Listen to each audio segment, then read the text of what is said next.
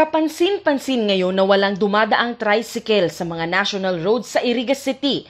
Epekto ito ng ipinalabas na Memorandum Circular No. 2020-145 ng Department of Interior and Local Government. Inikot mismo ni Mayor Madel Alfelor ang mga terminal ng tricycle para kumustahin at alamin ang kanilang sitwasyon. Ang tricycle driver na si Tatay Edgar, halos kalahati na lang ng dating dilihensya ang naiuuwi ngayon sa kanyang pamamasada. Grabe, uban ka na kapag bilat na mga pasayro, saka masakit ka na paralunad, saka masakit man na din kaming namamasada. Ibalik sa dati, kasi kami ta, amo mo na di, na mo, daw sa gilid sila kita na kami.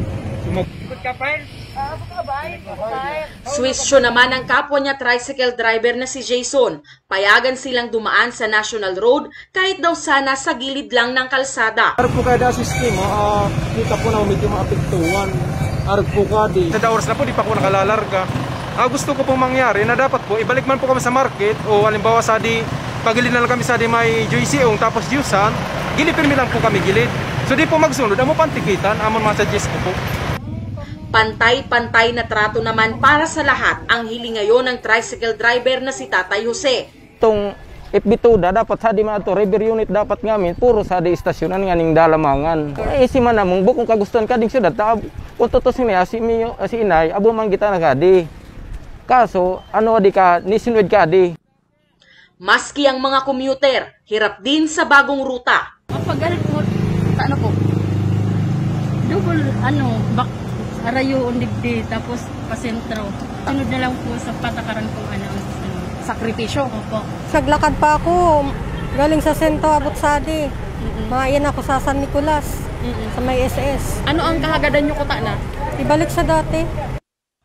Binuo na rin ang Special Task Force on Traffic Management Team para masigurong maayos ang isinasagawang rerouting. Mayroong terminal sa Barangay Salvacion, Santa Cruz, San Vicente, San Antonio, La Trinidad, Santo Niño at La Medalla. Karon po kami ng mga actual consultation doon po sa mga TODA members and officers na para po maintindihan nila yung mga gagawing rerouting ng mga tricycles patungkol doon sa mga ruta nila.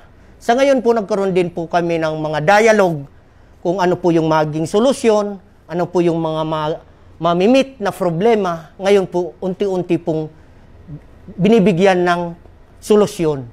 Paglilinaw ng Local Government Operations Officer 6 na si Elmer Pinolio, parte pa ito ng naudlot na road clearing operation ng DILG noong 2019. Dagdag pa niya, alinsunod lamang ito sa kautusan ng national government. So this time, itong 2020-145, ito yung tinatawag na continuation of road clearing. Nangyari ito dahil na-stall yung enforcement ng road clearing nung magkaroon ng COVID-19. Kaya medyo hininto muna yung mga ginagawa ng mga lokal na pamahalaan sa mga ganyan dahil doon sa COVID. Dahil yung focus natin doon sa paglaban sa COVID-19. Kaya doon lahat ng resources ng mga lokal na pamahalaan nakapokus. Pero ngayong sabi sa bagong directive, yung mga lugar na consider general community quarantine and modified general community quarantine, kailangang ma-enforce uli, may balik yung sinasabi nating road clearing. Kasama kasi doon sa memorandum yung pagbabawal ng mga tri-mobiles sa mga national highway. Even before the pronouncement ni President Duterte, dahil existing policy na yan, nabawal naman talaga ang mga tricycles sa national highway. Kaya kung makikita mo sa prangkisa nila na na-devolve sa local government yun through the sanggunian, malinaw na nakalagay dyan sa prangkisa nila except along national highway. Naipaliwanag na rin ito ng presidente ng Liga ng mga Barangay sa kanyang mga kasamahan. Bagong manining kagustuhan kang city, bagong kagustuhan ni Lega Press, kagustuhan ni kang National DILG itong si Memorandum 2020-004. Aram naman kabos itong mga tratrabahon may itong sa road clearing, aram naman nila kung ano kasi napagulayan mi na yan.